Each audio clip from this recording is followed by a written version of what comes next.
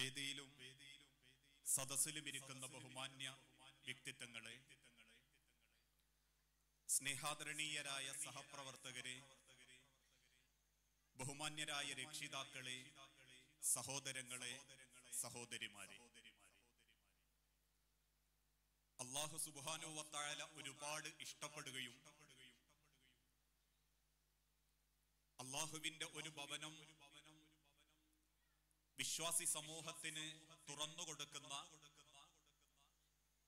ഒരു സമൂഹത്തിന്റെയും സമുദായത്തിന്റെയും വെളിച്ചത്തിന് കാരണമാകുന്ന ഒരു അനുഗ്രഹീതമായ സദസ്സിലാണ് നമ്മളെല്ലാവരും ഒരുമിച്ച് കൂടിയത്. ഇത്തരത്തിലുള്ള പള്ളികളും ഇബാദത്തുകളുമൊക്കെ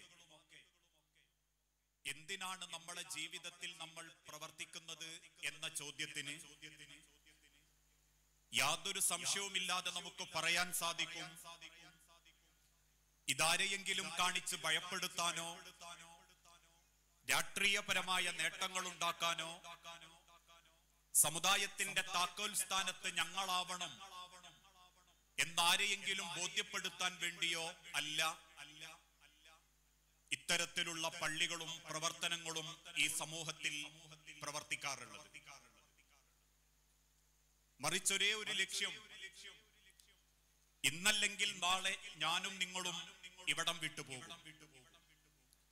ലോകം ഇത്രയേറെ പുരോഗമിച്ചിട്ടുണ്ടെങ്കിലും, ഓരോരുത്തരുടെ കൈകളിൽ കോടിക്കണക്കിന് പണമുണ്ടെങ്കിലും, റബ്ബ് നിശ്ചയിച്ച സമയത്ത് റബ്ബ് നിശ്ചയിച്ച രീതിയിൽ ലോകത്തൊരാൾക്കും തടയാനാവാത്ത ഒരു തിരിച്ചുള്ള യാത്ര, അത് നിശ്ചയിക്കപ്പെട്ടവരാണ് നമ്മളെല്ലാവരും. അതുകൊണ്ടാണ് മുൻഗാമികളായ പല കവികളും വളരെ മനോഹരമായി പാടിപ്പറഞ്ഞ ഒരു വാക്കുണ്ട്. മനുഷ്യന്റെ ജീവിതത്തെക്കുറിച്ചും അതിന്റെ അവസാനത്തെക്കുറിച്ചും അവരുടെ കവിതകളിൽ അവരിങ്ങനെ രേഖപ്പെടുത്തി, വലത്തുക ഉമ്മുക യബ്ന ആദമ ബാക്കിയാ വന്നാസു ഹൗലക യൽഹഖൂന സുറൂറാ ഫഅമൽ ബിനഫ്സിക ഇദാ തകുൻ ബകാ ഫി യൗമി മൗതിക ലാഹികൻ മസ്റൂറാ വലത്തുക ഉമ്മുക യബ്ന ആദമ ബാക്കിയാ. ആദമിന്റെ മക്കളെ, നിങ്ങൾ ഓരോരുത്തരും ഈ ലോകത്തേക്ക് നിയോഗിക്കപ്പെട്ട സമയത്ത് നിങ്ങൾ കരയുകയും നിങ്ങളുടെ കുടുംബക്കാർ ചിരിക്കുകയും ചെയ്തതായിരുന്നു. കരയുന്നവൻ മാത്രമായിക്കൊണ്ടാണ് നിങ്ങൾ ഓരോരുത്തരും ഈ ഭൂലോകത്തേക്ക് വന്നത്. നമ്മളൊക്കെ പറയാറില്ലേ, ജനിച്ച ഉടനെ കുട്ടി കരഞ്ഞിട്ടില്ലെങ്കിൽ ആശുപത്രി മൂകമാകും. ഡോക്ടർമാരൊക്കെ വെപ്രാളപ്പെടും. കുടുംബക്കാരൊക്കെ ഇങ്ങനെ കണ്ണീരും സങ്കടവുമായിട്ട് പുറത്ത് കാത്തിരിക്കും. കാരണം കുട്ടി മിണ്ടണില്ല. പിന്നീട് ആ കുട്ടിയെ പരിശോധിച്ച് ഡോക്ടർമാര് പല ഭാഗത്തും കൈകൊണ്ടടിച്ചും അല്ലാതെയും ഒക്കെ പരിശോധിക്കുമ്പോ പെട്ടെന്ന് കുട്ടി കരയുമ്പോ കുടുംബക്കാരും അതോടൊപ്പമുള്ള ആശുപത്രിയിലെ ആളുകളും ഒക്കെ പുഞ്ചിരിക്കും. അൽഹംദുലില്ലാ എന്ന് പറയാറുണ്ട്. നിന്റെ ചിരി കണ്ട്, നിന്റെ കരച്ചിൽ കണ്ട് നിന്റെ കുടുംബക്കാര് ചിരിച്ചത് നീ ജനിച്ച അന്ന. വന്നാസു ഹൗലക യൽഹഖൂന സുറൂറാ. അന്ന് നിന്റെ ചിരി കണ്ട് ചിരിച്ചവരാണ് നിന്റെ കുടുംബക്കാർ എല്ലാവരും. എങ്കിൽ ഫഅമൽ ബിനഫ്സിക ഇദാ തകുൻ ബകാ ഫി യൗമി മൗതിക ലാഹികൻ മസ്റൂറാ. നിന്റെ കണ്ണുകൾ നിശബ്ദമാകുന്ന ഒരു നിമിഷം വരും. നിന്റെ ചലനം നിശബ്ദമാകുന്ന ഒരു നിമിഷം വരും. ഈ ലോകത്തുള്ള സർവ്വ അധികാരങ്ങളും നിന്റേതെന്ന് നീ അവകാശപ്പെട്ടിരുന്ന സർവ്വതും ഉപേക്ഷിച്ച് വീട്ടിന്റെ സിറ്റ് ഔട്ടിലോ ഡൈനിങ് ഹാളിലോ നീ നീണ്ടു നവർന്ന് കിടക്കും. ആ നവർന്ന് കിടക്കുന്ന സമയത്ത് നിന്റെ ചുറ്റുഭാഗത്തുള്ള കുടുംബക്കാർ നിന്നെ ഓർത്തുകൊണ്ട് കണ്ണീരും സങ്കടവുമായി വെപ്രാളപ്പെടുമ്പോ നീ അവർക്ക് നടുവിൽ സുരക്ഷിതനായി നിന്റെ റബ്ബിന്റെ അരികിലേക്ക് നിനക്ക് മടങ്ങണമെങ്കിൽ ഫഅമൽ ബിനഫ്സിക, നിനക്ക് നീ അധ്വാനിച്ചു തുടങ്ങണം. നിന്റെ യാത്രക്ക് വേണ്ടി നീ ഒരുങ്ങണം. അതുകൊണ്ട് ആ മഹാനായ സയ്യിദുന ഉമർ ഇബ്നുൽ ഖത്താബ് റളിയല്ലാഹു അൻഹുവിന്റെ ഒരു ചരിത്രം പറയാറുണ്ട്. മരണപ്പെടുന്നതിന്റെ കുറച്ച് ദിവസങ്ങൾക്ക് മുൻപ് മദീന പള്ളിയുടെ ഒന്നാമത്തെ സഫിലിരുന്ന് സയ്യിദുന ഉമർ ഇബ്നുൽ ഖത്താബ് റളിയല്ലാഹു അൻഹു പൊട്ടിക്കരയാൻ തുടങ്ങി. കണ്ടു നിൽക്കുന്ന സഹാബാക്കൾക്ക് ആദ്യം ഒരു ഭയം. കാരണം ഉമറ. അവസാനം 1-2 സഹാബത്ത് ഉമറിന്റെ അരികിൽ ചെന്ന് ഉമർ ഇബ്നുൽ ഖത്താബിന്റെ തോളത്ത് കൈവച്ച് ചോദിച്ചു, സയ്യിദരെ, എന്തിനാ നിങ്ങൾ ഇപ്പൊ ഇങ്ങനെയൊക്കെ കരയുന്നത്? അങ്ങനെയൊരു കരച്ചിലുണ്ടാവാൻ മാത്രം താങ്കൾക്ക് എന്തു പരീക്ഷണമാ നേരിടേണ്ടി വന്നത്? ആ ചോദിച്ച സ്വഹാബത്തിനോട് ഉമർ ഇബ്നുൽ ഖത്താബ് തിരിച്ചൊരു വാക്ക് പറയും. അത് പറയുന്നതിന്റെ മുൻപ് ആരാ ഉമർ റളിയല്ലാഹു അൻഹു എന്ന് നമ്മൾ അറിയണം. ഭരണമേറ്റെടുത്ത അന്ന് മുതൽ വേഷം മാറി നിരവധി സഹാബത്തിന്റെ പാവപ്പെട്ട കുടിലുകളിലേക്ക് ഗോതമ്പ് ചാക്ക് തോളിലെടുത്ത് എത്തിച്ചു കൊടുത്ത ഭരണാധികാരി. യൂഫ്രട്ടീസ് നദിയുടെ തീരത്തൊരൊട്ടക കുഞ്ഞങ്ങാനും വെള്ളം കിട്ടാതെ കരഞ്ഞാൽ ആ കണ്ണുനീരിനും എന്റെ റബ്ബിനോട് ഞാൻ എന്തു പറയും എന്ന് ചോദിച്ചിരുന്ന് വെപ്രാളപ്പെട്ടിരുന്ന ഉമർ ഇബ്നുൽ ഖത്താബ്, എനിക്ക് ശേഷം പടച്ച റബ്ബ് ഒരു പ്രവാചകനെ തെരഞ്ഞെടുക്കാൻ എനിക്ക് അവസരം തരുമായിരുന്നെങ്കിൽ ഉമറിനെയായിരുന്നു ഞാൻ തെരഞ്ഞെടുക്കുക എന്ന് ലോകത്തിന്റെ റസൂലുള്ളാഹിനെ കൊണ്ട് പറയിപ്പിച്ച സയ്യിദുന. എന്റെ ഉമറെങ്ങാനും ഒരു വഴിയിലേക്ക് ഇറങ്ങിയാൽ ആ വഴിയിൽ പിശാച് പോലും വരാൻ മടിക്കുമെന്ന് ഹബീബായ നബി തങ്ങള് കണ്ണു നിറഞ്ഞ് സ്വഹാബത്തിനോട് ബോധ്യപ്പെടുത്തി കൊടുത്ത സയ്യിദുന. ജാതീയതയും വർഗവെറിയും വർണ്ണവെറിയും തൊട്ടുകൂടായ്മയും തീണ്ടിക്കൂടായ്മയും മേൽജാതിയും കീഴ്ജാതീയ വിശ്വാസവും നിറഞ്ഞു നിൽക്കുന്ന ഇന്ത്യ മഹാരാജ്യത്ത് ജനങ്ങളെ ഏകോപിപ്പിച്ച് ഭരിക്കാൻ ജാതീയതയില്ലാത്ത വർഗവെറിയില്ലാത്ത ഒരു രാജ്യം നിങ്ങൾ സ്വപ്നം കാണുന്നുണ്ടെങ്കിൽ 1400 വർഷങ്ങൾക്ക് മുൻപ് മക്കയും മദീനയും 21 പ്രവിശ്യകളും ഏകോപിപ്പിച്ച് ഭരിച്ച ഉമറിന്റെ ഭരണമാണ് ഞാൻ ആഗ്രഹിക്കുന്നതെന്ന് ഇന്ത്യയുടെ രാഷ്ട്രപിതാവ് മഹാത്മാഗാന്ധിജിയെ കൊണ്ട് പോലും പറയിപ്പിച്ച സയ്യിദുന.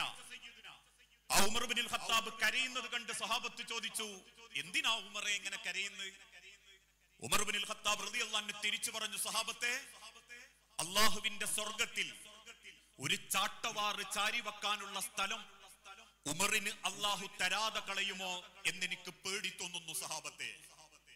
അല്ലാഹുവിന്റെ സ്വർഗ്ഗത്തിൽ ഒരു ചാട്ടവാറ് ചാരി വെക്കാനുള്ള സ്ഥലം നിനക്കില്ല ഉമറെ എന്ന് റബ്ബനോട് പറഞ്ഞാൽ അതെന്നെ വല്ലാതെ ആശങ്കപ്പെടുത്തുന്നു സഹാബത്തെ എന്ന് മരണാനന്തര ലോകത്തെ കുറിച്ച് ആലോചിച്ച് സങ്കടപ്പെട്ട് ജീവിതത്തെ ചിട്ടപ്പെടുത്തിയിരുന്ന മുൻഗാമികളായ ആളുകളിൽ നിന്ന് 1400 വർഷങ്ങൾക്കിപ്പുറം പദവികളെ കൊണ്ടും സൗകര്യങ്ങളെ കൊണ്ടും അള്ളാഹുവിന്റെ ഭവനങ്ങളെ കൊണ്ടും സുരക്ഷിതമായ ഇബാദത്തിന്റെ ആവശ്യങ്ങളെ കൊണ്ടും കഴിക്കാനുള്ള ഭക്ഷണങ്ങളെ കൊണ്ടും സഞ്ചരിക്കാനുള്ള കോടാനുകോടി വാഹനങ്ങളെ കൊണ്ടും ഈ ലോകത്തിനെ പടച്ച റബ്ബ് അനുഗ്രഹിച്ചപ്പോ നാളെ എന്റെ റബ്ബിന്റെ അരികിലേക്ക് തിരിച്ചു പോകുമ്പോ എന്തുണ്ട് സഹോദരങ്ങളെ പടച്ചോന്റെ അടുത്തേക്ക് പോകാൻ?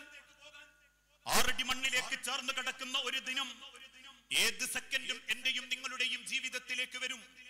ഇശാ നമസ്കാരത്തിന് സ്വന്തം പിതാവിന്റെ കൂടെ ജമാഅത്ത് നമസ്കരിച്ച് സ്വന്തം വീട്ടിലേക്ക് പുറപ്പെട്ടിരുന്ന 4 പിഞ്ചോമന ആൺമക്കളെ സുബഹിന്റെ മുൻപേ തിരിച്ചു കൊണ്ടുപോകാൻ കഴിവുള്ളവനാണ് റബ്ബെങ്കിൽ അങ്ങ് എറണാകുളത്ത് ജോലി ചെയ്ത് വീട്ടിലേക്ക് മടങ്ങിയ പെൺകുട്ടിയെ രാത്രി വിളിച്ചുണർത്തി ആശുപത്രിയിൽ തിരക്കിന്റെ പേര് പറഞ്ഞ് ഡോക്ടർമാര് തിരിച്ചു വിളിച്ചപ്പോ ഉറക്കിൽ നിന്നും എഴുന്നേറ്റ് വൃത്തിയുള്ള വസ്ത്രം ധരിച്ച് ആശുപത്രിയിലേക്ക് പുറപ്പെട്ട പെൺകുട്ടി വൈറ്റിലെ ജംഗ്ഷനിൽ വാഹനമിടിച്ച് മരിച്ചിട്ടുണ്ടെങ്കിൽ ഉറക്കിൽ നിന്ന് പോലും വിളിച്ചുണർത്തി കൊണ്ടുപോകാൻ കഴിവുള്ള ഒരു പ്രപഞ്ചത്തിന്റെ സൃഷ്ടാവ് ഈ പ്രപഞ്ചത്തെ സംവിധാനിച്ച് കാത്തിരിക്കുമ്പോ എന്തുണ്ട് സഹോദരങ്ങളെ അള്ളാഹുവിന്റെ അടുത്തേക്ക് തിരിച്ചു കൊണ്ടുപോകാൻ? ഒരു നല്ല വിശ്വാസം, ഒരു നല്ല കുടുംബം, ഒരു നല്ല സ്വഭാവം, ഒരു നല്ല സാമ്പത്തികം, ഇതിലേത് ചോദ്യത്തിനാ റബ്ബിനോട് നമ്മൾ ഉത്തരം പറയുക? പ്രത്യേകിച്ച് നമ്മൾ ജീവിച്ചു കൊണ്ടിരിക്കുന്ന ഈ കാലഘട്ടം വിശ്വാസത്തിന്റെ വൈകല്യങ്ങളിലേക്ക് മുസ്ലിം ഉമ്മത്തിനെ കൂട്ടിക്കൊണ്ടു പോകുന്ന പുരോഹിതന്മാർ. ആലോചിച്ചു നോക്കൂ, ആകാശങ്ങളിലൂടെ പറന്നു പോകുന്ന ഫ്ലൈറ്റ് അങ്ങ് മടവൂര് പിടിച്ചിറക്കി കയറിപ്പോയി എന്ന് കേൾക്കുമ്പോഴേക്കും തക്ബീർ വിളിക്കുന്നത് മുസ്ലിം സമൂഹത്തിൽപ്പെട്ടവരാ. ചേറിപ്പാഞ്ഞു വരുന്ന തീവണ്ടി കൊയിലാണ്ടി കടപ്പുറത്ത് വെച്ച് കാലുകൊണ്ട് താങ്ങി നിർത്തി ഇനി അങ്ങോട്ട് ഫറോക്ക് വരെ ഞങ്ങളുടെ ഷെയ്ഖിന്റെ മക്ബറ ഉൾക്കൊള്ളുന്ന സ്ഥലമായതുകൊണ്ട് എന്റെ മുരീദന്മാർക്ക് സ്റ്റോപ്പ് അനുവദിക്കാത്ത സ്ഥലത്തൊന്നും ഇനി ഈ തീവണ്ടി നിർത്താൻ ഞാൻ സമ്മതിക്കില്ലെന്ന് ഷെയ്ഖുന തീവണ്ടിക്ക് താക്കീത് കൊടുത്തപ്പോ അത്ഭുതം എന്ന് പറയട്ടെ, പിന്നീട് ആ തീവണ്ടിക്ക് അവിടെ ഓടാൻ സാധിച്ചില്ലെന്ന് കേൾക്കുമ്പോഴേക്കും തക്ബീർ വിളിക്കുന്നത് മുസ്ലിം സമൂഹത്തിൽപ്പെട്ട ആളുകളാണ്. കല്യാണം കഴിഞ്ഞ് 18 കൊല്ലമായിട്ടും ഗർഭം ധരിക്കാത്ത പെണ്ണിന് കോഴിക്കാല് ബിരിയാണിയിൽ നിന്നും കൊടുത്ത് ഗർഭമുണ്ടാക്കുന്നത് മുതൽ അങ്ങ് അറ്റ്ലാന്റിക് സമുദ്രത്തിന്റെ മുകളിലൂടെ ഹജ്ജിന് പോകുന്ന കപ്പല് നിശ്ചലമായപ്പോ ഷെയ്ഖിന്റെ പേരിൽ 100 കുത്തുബിയത്ത് ചൊല്ലിയപ്പോഴേക്കും ആ കപ്പലിന്റെ എഞ്ചിന്റെ ഭാഗത്തെ കൂളിയിട്ട് വന്നൊരു മനുഷ്യൻ ആ എഞ്ചിന് സുരക്ഷിതമായി നന്നാക്കിയെന്നും പിന്നീട് കോഴിക്കോട് കടപ്പുറത്തേക്ക് ആ കപ്പൽ കുതിച്ചോടിയെന്നും ഈ മാലോകരെ വിശ്വസിപ്പിക്കുന്ന അന്ധവിശ്വാസങ്ങളുടെയും കെട്ടുകഥകളുടെയും മായാവിക്കഥകളുടെയും ഡിങ്കൻ പരിവേഷം നൽകി മുസ്ലിം ഉമ്മത്തിനെ സമൂഹത്തിന്റെ മുൻപിൽ താറടിച്ചുകൊണ്ടിരിക്കുന്ന, ചൂഷണം ചെയ്തുകൊണ്ടിരിക്കുന്ന ഒരു പുരോഹിത വർഗം ഇന്നീ സമൂഹത്തിലുണ്ട്. അതിനേക്കാളേറെ ഞാനും നിങ്ങളും ഭയപ്പെടേണ്ടത് റബ്ബിന്റെ ചോദ്യങ്ങളെ കുറിച്ചാണ്. കാരണം ഹബീബായ പ്രവാചകൻ സല്ലല്ലാഹു അലൈഹി വസല്ലം ഒരിക്കൽ പറഞ്ഞു, എന്റെ ഉമ്മത്ത് പരാജയപ്പെടുന്നത് കുടുംബത്തെ കുറിച്ചുള്ള ചോദ്യത്തിലായിരിക്കും. ഈ ലോകത്തൊരു കാലം വരും, ബന്ധങ്ങൾ അവഗണിക്കപ്പെടും. ഒരു ഉമ്മയുടെ ഗർഭപാത്രത്തിന്റെ ചൂടറിഞ്ഞ മക്കൾ ദുനിയാവിന് വേണ്ടി തമ്മിലടിക്കും, മത്സരിക്കും. മരണപ്പെട്ടാൽ മയ്യത്ത് പോലും കാണാൻ പോയി നമസ്കരിക്കാത്തൊരവസ്ഥയിലേക്ക് ഈ ഉമ്മത്തെത്തുമെന്ന് 1400 വർഷങ്ങൾക്ക് മുൻപ് ലോകത്തിന്റെ പ്രവാചകന്റെ വാക്കുകളിൽ നിന്ന് നമുക്ക് വായിച്ചെടുക്കാൻ സാധിക്കുമെങ്കിൽ ആ കാലഘട്ടമാ ഇന്ന് കൺമുൻപിൽ. ആലോചിച്ചു നോക്കൂ. ഒരിക്കൽ മദീന പള്ളിയിൽ 100 കണക്കിന് സ്വഹാബത്ത് ഇരിക്കുമ്പോ പെട്ടെന്ന് അല്ലാഹുവിന്റെ തിരുദൂതൻ പറഞ്ഞു, ഇനി മദീന പള്ളിയുടെ വാതിൽ കടന്ന് അകത്ത് കയറുന്നവൻ സ്വർഗാവകാശിയായിരിക്കും. മുഴുവൻ സഹാബാക്കളും കാത്തിരുന്നു അതാരാണെന്ന് അറിയാൻ വേണ്ടി. സഹാബാക്കളെ അത്ഭുതപ്പെടുത്തിക്കൊണ്ട് കയറി വന്നത് അംർ ബിൻ ആസ് റളിയല്ലാഹു അൻഹു എന്ന സ്വഹാബി. അത്ഭുതത്തോടെ സഹാബത്ത് ചോദിച്ചു, നബിയെ, അംറോ? ഇതിനു മാത്രം എന്ത് യോഗ്യതയാ പ്രവാചക അംറിന്? ചോദ്യത്തിന്റെ മറുപടിയായി അള്ളാന്റെ ഹബീബ് നിശബ്ദനായി. പിന്നീട് ചോദിക്കാതെ സ്വഹാബത്ത് പിറ്റേന്ന് അതേ സമയം മദീനത്തെ പള്ളിയിലിരിക്കുന്ന തിരുദൂതൻ വീണ്ടും പറഞ്ഞു, ഇനി ആ മദീന പള്ളിയുടെ വാതിൽ കടന്ന് അകത്ത് കയറുന്നവന്റെ കാൽപാദം സ്വർഗത്തിൽ എന്റെ കാൽപാദത്തിന്റെ അടുത്ത് ഞാൻ കണ്ടിട്ടുണ്ട്. അതാരാണെന്ന് അറിയാൻ വേണ്ടി സ്വഹാബത്ത് കാത്തിരുന്നു. അമ്പരപ്പോൾ അവര് കണ്ടു, കയറി വന്നത് അംർ ബിൻ ആസ് റളിയല്ലാഹു അൻഹു തന്നെ. ചോദിച്ചു റസൂലുള്ളാഹിനോട്, പ്രവാചകരെ, എന്തുകൊണ്ട്? അള്ളാന്റെ ഹബീബ് തിരിച്ച് നിശബ്ദനായപ്പോ ഒരു കൂട്ടം സ്വഹാബത്ത് അംർ റളിയല്ലാഹു അൻഹുവിന്റെ അരികിൽ ചെന്ന് പറഞ്ഞു, അംറേ, ഇന്ന് മുതൽ 3 ദിവസം ഞങ്ങൾ താങ്കളെ കൂടെ താമസിക്കും. താങ്കൾ എന്തൊക്കെ പുതിയതായിട്ട് ചെയ്യുന്നുണ്ട്? ഇങ്ങനെയൊക്കെ സ്വർഗത്തിൽ സ്ഥാനം കിട്ടാൻ മാത്രം എന്താ താങ്കളുടെ യോഗ്യത എന്ന് ഞങ്ങൾക്കൊന്നറിയണം. 3 ദിവസം താമസിച്ച സ്വഹാബത്ത് പിറ്റേന്ന് മദീനത്തെ പള്ളിയിൽ പ്രവാചകന്റെ അരികിൽ വന്നു. എന്നിട്ട് അവര് പറഞ്ഞു, റസൂലേ, ഞങ്ങൾ 3 ദിവസവും അംറിനെ പരിശോധിച്ചു. നമ്മൾ ചെയ്യുന്നതേ അംറും ചെയ്തിട്ടുള്ളൂ, നമ്മൾ ചെയ്യാത്തതൊന്നും അംർ ചെയ്തിട്ടില്ല. പിന്നെന്തുകൊണ്ടാണ് നബിയെ അംറിന് ഇത്രമാത്രം യോഗ്യത സ്വർഗത്തിലേക്കുണ്ട് എന്ന് പറയാനുള്ള കാരണം? നബി തങ്ങൾ തിരിച്ചു പറഞ്ഞു, നിങ്ങളത് അംറിനോട് തന്നെ ചോദിക്കുക.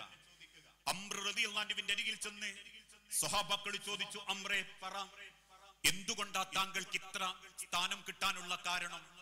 താങ്കൾക്ക് എന്താ അംറേ ഞങ്ങളിൽ നിന്നുള്ള ഒരു വ്യത്യാസം? അംർ റളിയല്ലാഹു അൻഹു പുഞ്ചിരിയോടെ പറഞ്ഞു, സ്വഹാബത്തെ, നിങ്ങൾ ചെയ്യുന്നതേ ഞാനും ചെയ്തിട്ടുള്ളൂ. എന്റെ നബി തങ്ങൾ എന്നെ പഠിപ്പിക്കാത്തതൊന്നും ഞാൻ ചെയ്തിട്ടില്ല. എന്നിട്ട് അദ്ദേഹം നെഞ്ചിലേക്ക് കൈവച്ചിട്ട് പറഞ്ഞു, പിന്നെ മറ്റുള്ളവരിൽ നിന്നും എനിക്ക് എന്നെ തൊട്ട് തോന്നിയ ഒരു സന്തോഷം എന്താണെന്നറിയോ സഹാബത്തെ? ഞാൻ ഇന്നുവരെ ഒരാളുടെയും മനസ്സ് വേദനിപ്പിച്ച് ഒരു രാത്രി കിടന്നുറങ്ങിയിട്ടില്ല. ഞാൻ ഇന്നുവരെ ഒരാളുടെ കണ്ണ് നിറയിപ്പിച്ച് ഒരു രാത്രി ഞാൻ കിടന്നുറങ്ങിയിട്ടില്ല. മുഴുവൻ സഹാബാക്കളും അത്ഭുതത്തോടെ തിരുദൂതന്റെ നേരെ നോക്കുമ്പോ കണ്ണുനീർത്തുള്ളികൾ താടിരോമങ്ങൾക്കുള്ളിലൂടെ ഒഴുകിയുന്ന അള്ളാന്റെ ഹബീബ് കണ്ണീരോടെ പറഞ്ഞു, അതാണ് അംറേ താങ്കളുടെ യോഗ്യത. ഇതായിരുന്നു ഇസ്ലാം. ലോകത്തൊരാളെയും വേദനിപ്പിക്കരുതെന്ന് പഠിപ്പിച്ച മതം. അയൽവാസി പട്ടിണി കിടക്കുമ്പോ മതം നോക്കരുതെന്നും അവൻ അന്യമതക്കാരനാണെങ്കിൽ പോലും വയറ് നിറച്ച് ഭക്ഷിക്കുന്നവൻ മുസൽമാനല്ലെന്ന് ലോകത്തെ പഠിപ്പിച്ച റസൂലിന്റെ മതം. ഉറുമ്പ് കൂട്ടത്തെ എങ്ങാനും നിങ്ങൾ കരിച്ചാൽ നിങ്ങളെ ഞാൻ പച്ചക്ക് കരിക്കുമെന്ന് ലോകത്തിന്റെ സൃഷ്ടാവ് പഠിപ്പിച്ച മതം. ആദ്യമായി അമുസ്ലിമിന്റെ മയ്യത്ത് കണ്ടപ്പം എഴുന്നേറ്റ് നിന്ന് തലപ്പാവൂരി ഒരു മയ്യത്തിനെ എങ്ങനെ ലോകത്ത് ബഹുമാനിക്കണമെന്ന് ഈ ഉമ്മത്തിന് കാണിച്ചു കൊടുത്ത ലോകത്തിന്റെ ഹബീബിന്റെ മതം